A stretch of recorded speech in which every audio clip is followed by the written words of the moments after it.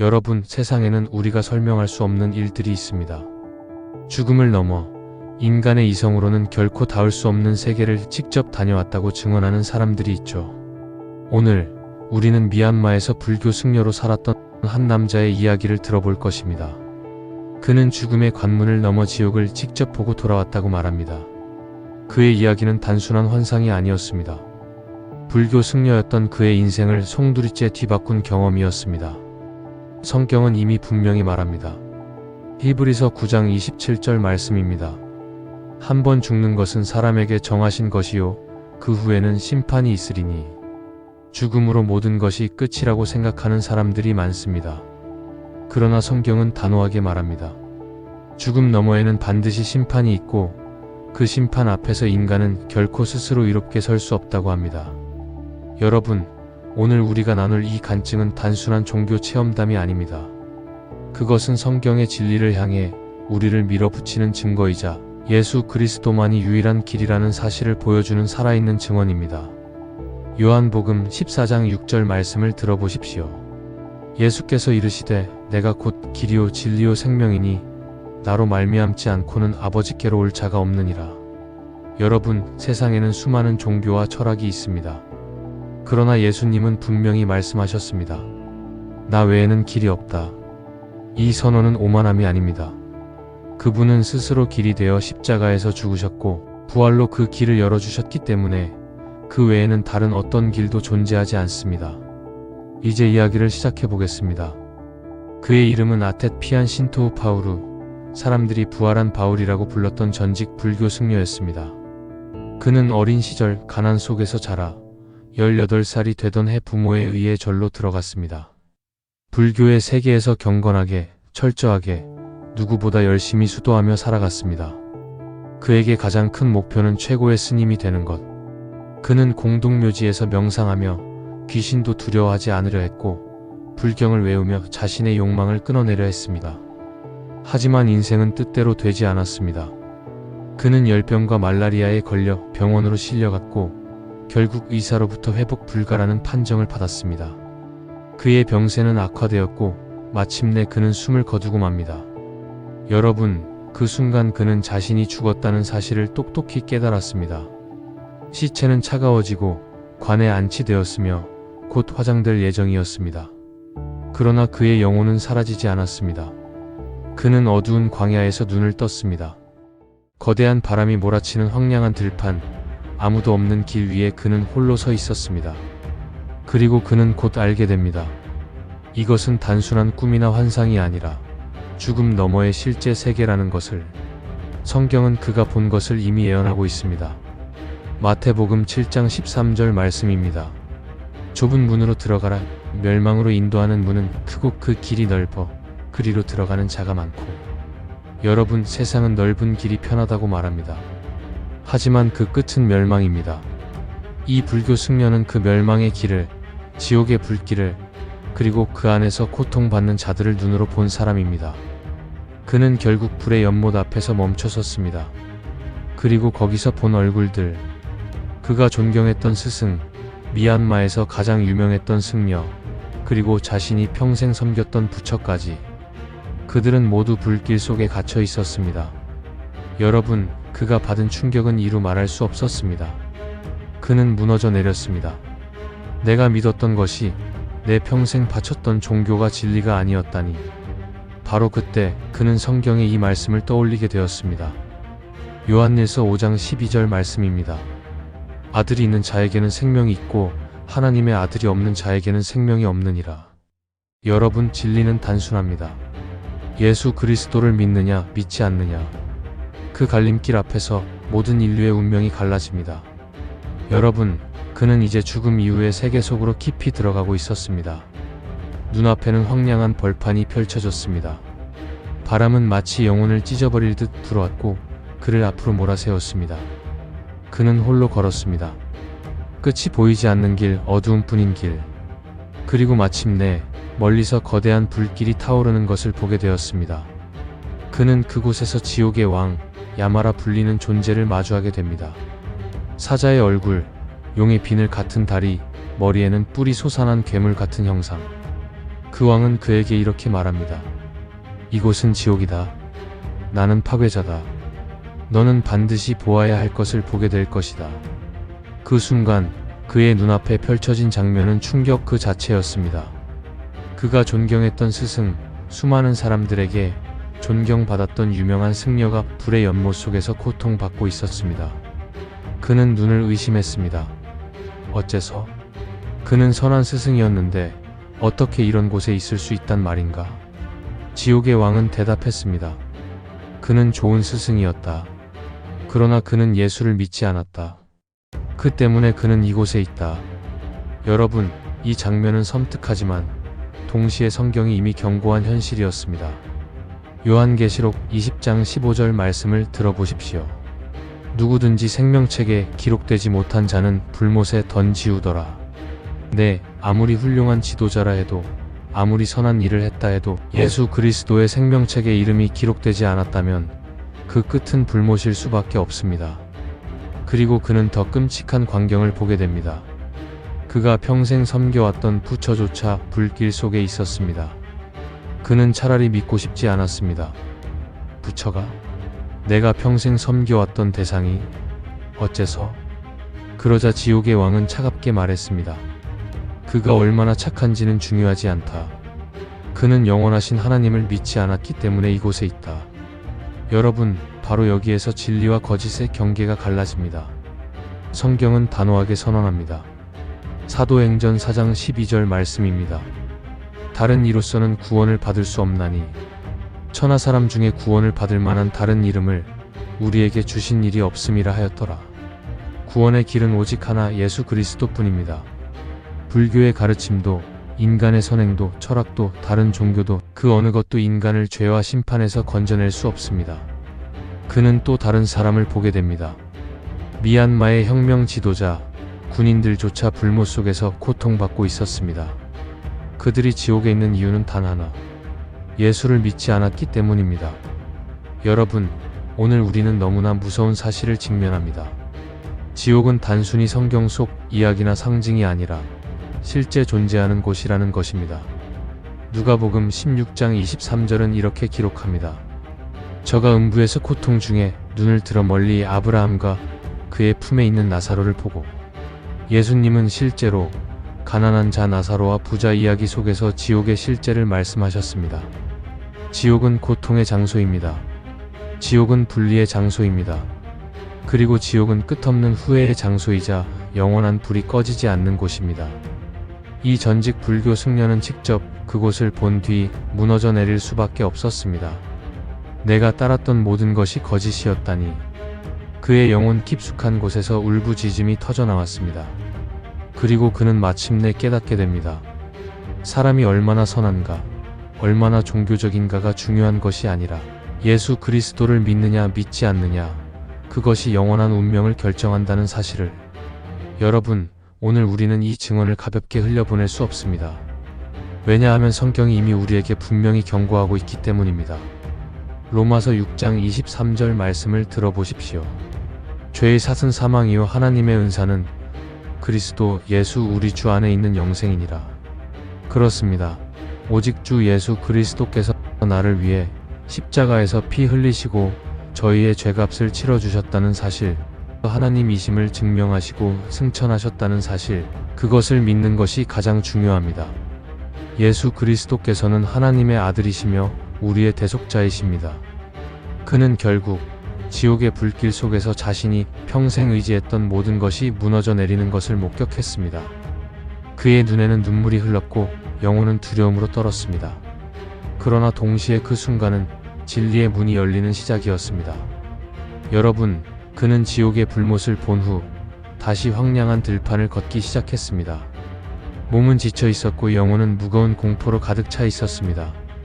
그는 오랜 시간을 걸었습니다. 피가 흐르도록 발이 찢어졌고 뜨거운 열기가 그의 몸을 태우듯 괴롭혔습니다. 그러나 멈출 수 없었습니다.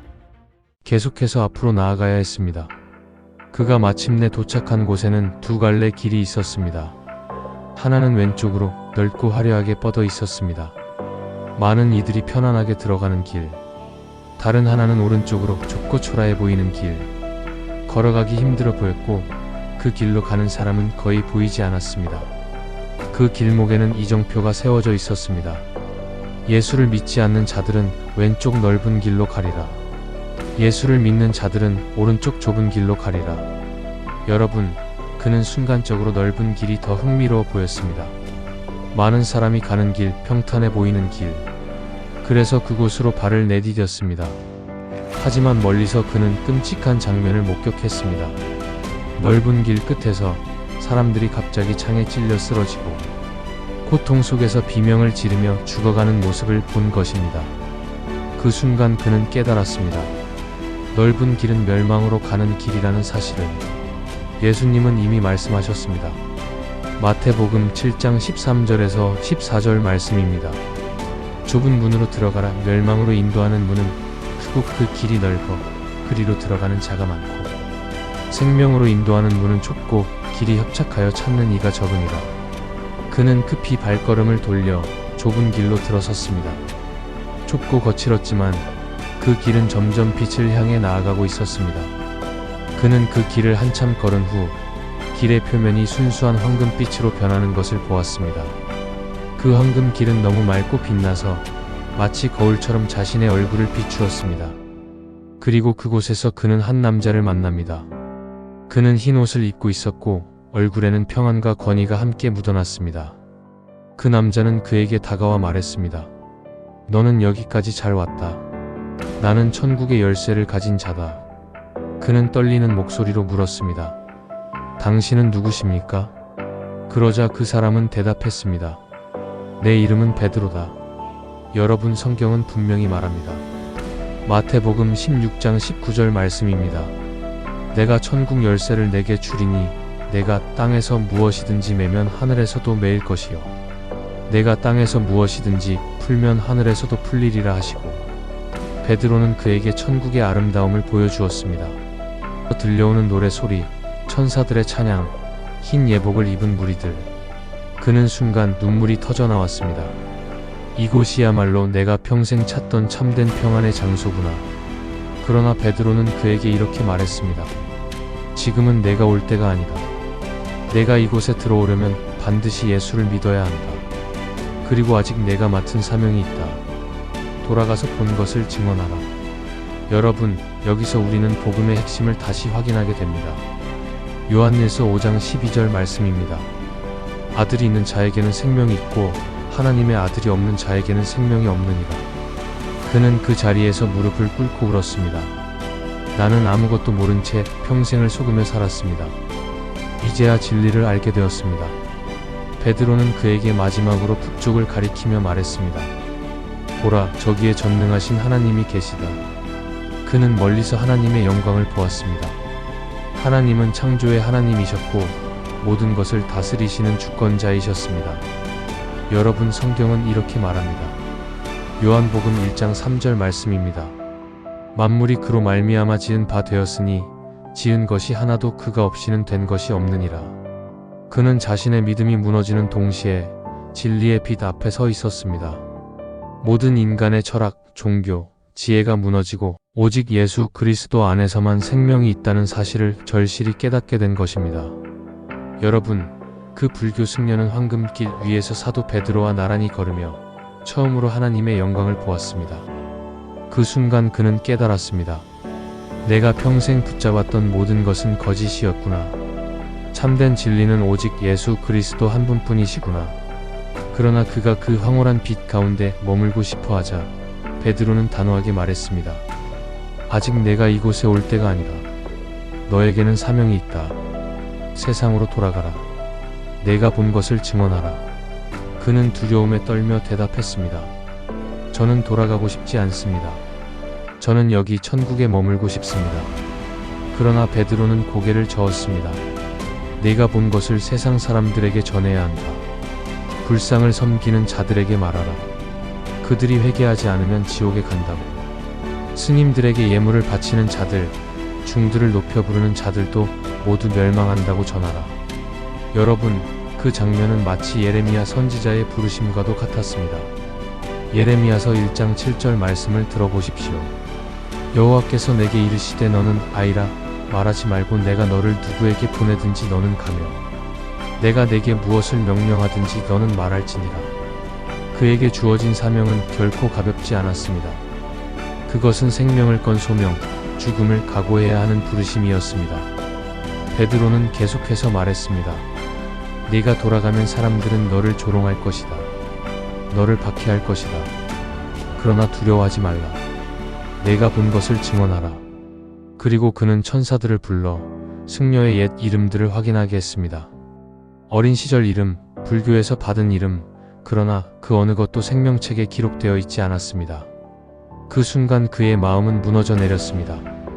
나는 이름조차 기록되지 않았구나. 나는 아무것도 아닌 존재였구나. 그러자 베드로가 그를 바라보며 선포했습니다. 이제 이후로 너는 새로운 이름을 얻을 것이다. 내 이름은 아텟 피안 신토우 파우르, 곧 부활한 바울이라 하리라. 여러분, 성경은 하나님께서 새 이름을 주시는 분임을 선포합니다. 요한계시록 2장 17절 말씀입니다. 귀 있는 자는 성령이 교회들에게 하시는 말씀을 들을지어다. 이기는 그에게는 내가 감추었던 만나를 주고 또 흰 돌을 줄 터인데 그 돌 위에 새 이름을 기록한 것이 있나니 받는 자 밖에는 그 이름을 알 사람이 없느니라. 그의 영혼은 떨렸습니다. 새 이름을 받았다는 것은 이제 그가 과거의 삶을 버리고 새로운 인생을 살아가야 한다는 뜻이었습니다. 그는 더 이상 불교의 승려가 아니었습니다. 그는 이제 예수 그리스도의 증인, 복음의 증거자로서 세상으로 돌아가야 했습니다. 여러분, 이 장면은 성경에 나오는 수많은 소명 이야기와도 닮아 있습니다. 모세가 불타는 떨기나무 앞에서 소명을 받았을 때처럼, 사울이 다메섹 도상에서 부활하신 주님을 만나 바울로 거듭났을 때처럼. 사도행전 9장 15절 말씀을 들어보십시오. 주께서 이르시되 가라. 이 사람은 내 이름을 이방인과 임금들과 이스라엘 자손들에게 전하기 위하여 택한 나의 그릇이다. 그에게 주어진 소명은 바로 이것이었습니다. 이제 그는 불교인들에게, 우상을 섬기는 자들에게, 진리 아닌 것을 붙들고 있는 자들에게 예수 그리스도만이 유일한 구원자이심을 증언해야 했습니다. 그는 여전히 두려웠습니다. 하지만 동시에 마음 깊은 곳에서 설명할 수 없는 확신이 솟아올랐습니다. 이것이 진리다. 내가 목숨을 걸어도 지켜야 할 진리다. 여러분, 예수님은 이렇게 약속하셨습니다. 마태복음 28장 19절에서 20절 말씀입니다. 그러므로 너희는 가서 모든 민족을 제자로 삼아 아버지와 아들과 성령의 이름으로 세례를 베풀고 내가 너희에게 분부한 모든 것을 가르쳐 지키게 하라. 볼지어다 내가 세상 끝날까지 너희와 항상 함께 있으리라 하시니라. 그 약속의 말씀은 그 불교 승려에게도 동일하게 임했습니다. 그는 이제 사도로, 증인으로, 하나님의 사람으로 다시 세상으로 나가야 했습니다. 그러나 여러분, 이 사명은 결코 그에게만 주어진 것이 아닙니다. 오늘 말씀을 듣고 있는 우리 모두에게도 동일하게 주어져 있습니다. 예수님을 따르는 자라면 반드시 복음을 증거해야 합니다. 그것이 우리의 소명이고 우리의 삶의 이유이기 때문입니다. 여러분, 사도 베드로의 말씀이 끝나자 그는 다시 황금길을 따라 걸었습니다. 찬양의 노래는 멀어졌고 천국의 빛은 뒤로 사라져갔습니다. 대신 점점 어두워지는 길 위에서 그는 다시 땅으로 내려오는 느낌을 받았습니다. 그리고 곧 울음소리가 들렸습니다. 그것은 그의 어머니의 울음소리였습니다. 얘야, 어째서 우리를 두고 떠나버리느냐. 그는 소스라치게 놀랐습니다. 자신이 다시 관 속에 누워있다는 것을 깨달았기 때문입니다. 그는 천천히 손가락을 움직였습니다. 사람들이 놀라 소리를 질렀습니다. 그가 살아났다. 귀신이다. 많은 이들이 공포에 질려 달아났습니다. 그러나 그는 분명히 살아났습니다. 죽음에서 돌아온 것입니다. 여러분, 이 장면을 들으며 떠오르는 성경 구절이 있습니다. 요한복음 11장 25절에서 26절 말씀입니다. 예수께서 이르시되 나는 부활이요 생명이니 나를 믿는 자는 죽어도 살겠고 무릇 살아서 나를 믿는 자는 영원히 죽지 아니하리니 이것을 내가 믿느냐. 그는 이제 산 증인이 되었습니다. 죽음 너머의 세계를 본 자, 지옥의 불길을 본 자, 그리고 천국의 영광을 스친 자. 그는 주저하지 않았습니다. 사람들에게 자신이 본 것을 담대히 증언하기 시작했습니다. 나는 보았다. 지옥은 실제다. 불교의 스승들, 내가 평생 섬겼던 부처조차 불모 속에 있었다. 그러나 예수 그리스도만이 구원의 길이시다. 오직 예수를 믿어야 산다. 예수님께서는 우리를 위해 십자가에서 돌아가셨고 피 흘리셨습니다. 그분은 자신을 대속물로 주셨습니다. 그분은 다시 부활하셨습니다. 예수님은 하나님의 아들이시며 유일한 구원의 길이십니다. 여러분, 그 메시지는 너무나 충격적이었습니다. 사람들은 그를 조롱했습니다. 가족들은 그를 미친 자라 했습니다. 동료들은 그를 버렸습니다. 그는 살인 협박까지 받았습니다. 그러나 그는 결코 멈추지 않았습니다. 성경은 이렇게 말씀합니다. 요한계시록 12장 11절 말씀입니다. 또 우리 형제들이 어린 양의 피와 자기들의 증언하는 말을 인하여 저를 이기었으니 그들은 죽기까지 자기 생명을 아끼지 아니하였도다. 그는 죽음을 두려워하지 않았습니다. 감옥에 갇히기도 했습니다. 혹은 죽임을 당했을지도 모릅니다. 그러나 한 가지는 분명합니다. 그는 마지막 순간까지 예수 그리스도를 증언하는 삶을 살았다는 사실입니다. 여러분, 오늘 우리가 이 간증을 들으며 기억해야 할 것은 단순합니다. 지옥은 실제입니다. 천국도 실제입니다. 그리고 우리의 영원한 운명은 예수 그리스도를 믿느냐, 믿지 않느냐에 달려 있습니다. 당신을 위해 흘리신 그 피를 믿으시길 바랍니다. 그 피로 속죄함을 얻었습니다. 사도 바울이 선언했던 말씀으로 마무리하겠습니다. 로마서 10장 9절 말씀입니다. 내가 만일 내 입으로 예수를 주로 시인하며 또 하나님께서 그를 죽은 자 가운데서 살리신 것을 내 마음에 믿으면 구원을 얻으리니. 이 불교 승려의 이야기는 단순한 신화가 아닙니다. 그의 삶이 바뀌었고 수많은 사람들에게 복음이 전해졌습니다. 그리고 오늘 이 간증을 통해 우리에게도 동일한 도전이 다가옵니다. 여러분, 우리는 어느 길을 가고 있습니까? 넓은 길입니까? 좁은 길입니까? 지금도 주님은 우리를 부르십니다. 회개하고 예수를 믿으라. 그러면 영생을 얻으리라. 복음을 전파하는데 구독과 좋아요는 큰 힘이 됩니다. 다음 시리즈에서 뵙겠습니다.